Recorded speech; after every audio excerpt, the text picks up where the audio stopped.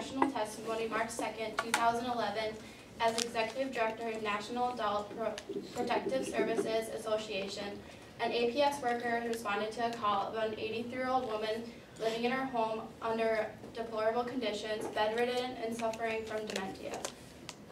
Her 52-year-old son lived with her as her caregiver. The woman appeared to have been neglected for an extended period of time and was confined to her bed, living in her own filth and infested with maggots.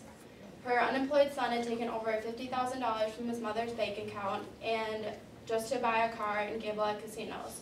This is a true story. Imagine if this happened to you guys one day, or even your parents, or even your grandparents. The problem is that elder abuse is becoming more common.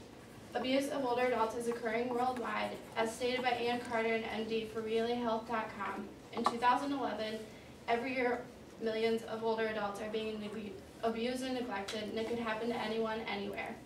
The older adult abuse can happen in their home, it can happen in someone else's home, it can happen in a hospital or a nursing facility.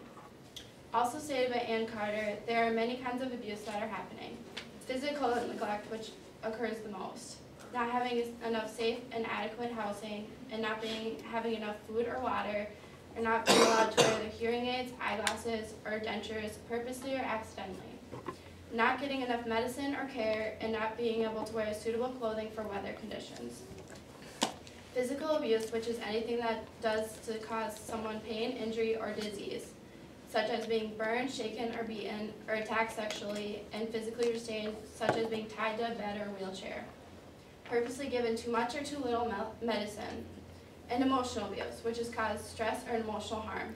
Insults, threats can cause emotional abuse, and being ignored and being treated like a child can also cause emotional abuse. Also, there's financial abuse. It is a misuse of the older adult's property or money, such as spending the older adult's money without the older adult's knowledge or consent. Stealing the older adult's property can be financial abuse, and also stealing their food stamps or checks. As stated by Center on Elder Abuse, or last updated in 2011, violation of personal rights, which happens when older adults are not able to make their own decisions, even though they are allowed to do so. Not being allowed to attend important activities such as voting or going to church. Having their mail opened without their permission, or not being able to read their mail. As referenced by National on CenterAbuse.gov, last updated in 2010, states that there are many reasons why abuse happens.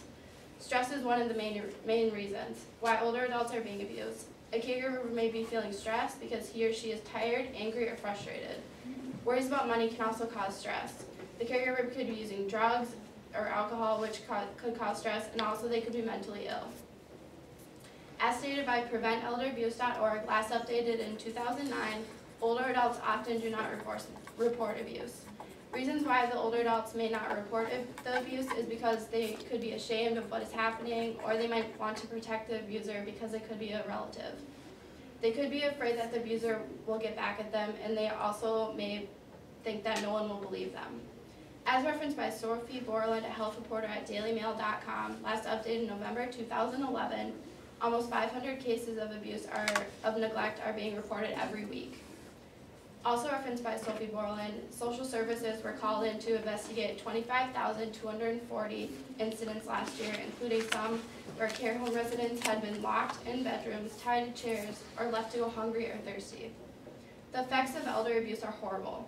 According to American Psychology Association in 2010, most effects of elder abuse are being bruised or grip marks around the arms, legs, or neck, sunken in eyes, extreme weight loss, bed sores, and broken bones.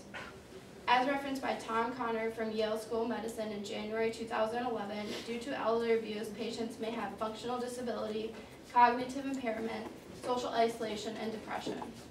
Without the proper care, elders may have long-term effects due to the elder abuse. Without help, the number of elders that die from abuse will increase to substantial amounts. As stated by Carol Silver Elliott, CEO and President of the Retirement Community in 2012, says that as many as 1 in 10 seniors at some point are victims of elder abuse, and the number continues to increase. Without our help, every 1 in 10 seniors are at risk for being abused, which could include all of us.